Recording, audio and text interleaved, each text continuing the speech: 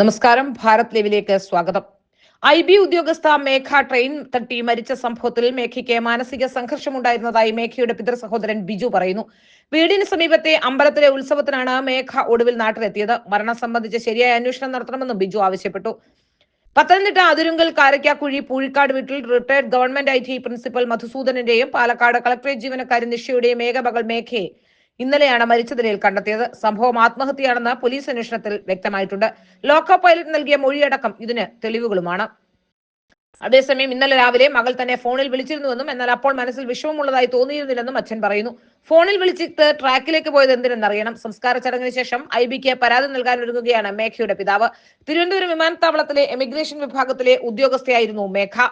ഇന്നലെ ജോലി കഴിഞ്ഞ് വിമാനത്താവളത്തിൽ നിന്ന് മടങ്ങിയ മേഘയുടെ മൃതദേഹം ചാക്ക റെയിൽവേ ട്രാക്കിൽ കണ്ടെത്തുകയായിരുന്നു. ആരുടെയോ ഫോണിൽ സംസാരിച്ചുകൊണ്ടിരിക്കെയാണ് അവർ ട്രെയിനിന് തലവെച്ചത്. പ്രണയ നൈരാശ്യമാണ് ആത്മഹത്യക്ക് കാരണമെന്നാണ് പോലീസ് നിഗമനം. നൈറ്റ് ഡ്യൂട്ടി കഴിഞ്ഞ് ഇന്നലെ രാവിലെ വിമാനത്താവളത്തിൽ വന്നിറങ്ങിയതായിരുന്നു മേഘ. തിരുവനന്തപുരത്തേക്ക് വരികയായിരുന്ന ജയന്തി ജനത എക്സ്പ്രസ് ആണ് ഇടിച്ചത്.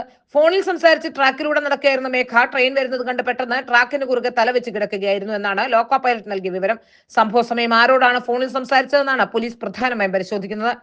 മേഘയുമായി അടുത്ത് ബന്ധമുള്ള ആളായിരുന്നു ഫോണിലെന്ന സൂചനയുണ്ട്. ആ ഫോൺ വിളിയുടെ വിശദാംശങ്ങൾ പുറത്തു വന്നാൽ മാത്രമേ മരണത്തിലെ ദുരൂഹതകൾ നീങ്ങുകയുള്ളൂ. ട്രെയിൻ തട്ടി ഫോൺ പൂർണ്ണമായും തകർന്നതിനാൽ സൈബർ പോലീസിന്റെ സഹായത്തോടെ വിവരങ്ങൾ ശേഖരിക്കാനാണ് നീക്കം.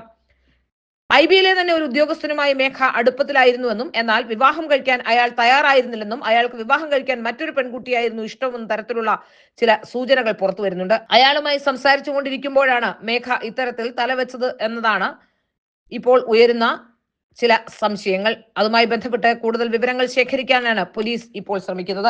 ഫോൺ തകർന്നു പോയതിനാൽ വിവരങ്ങൾ മറ്റു രീതിയിൽ ശേഖരിക്കാനുള്ള നീക്കമാണ് നടക്കുന്നത്.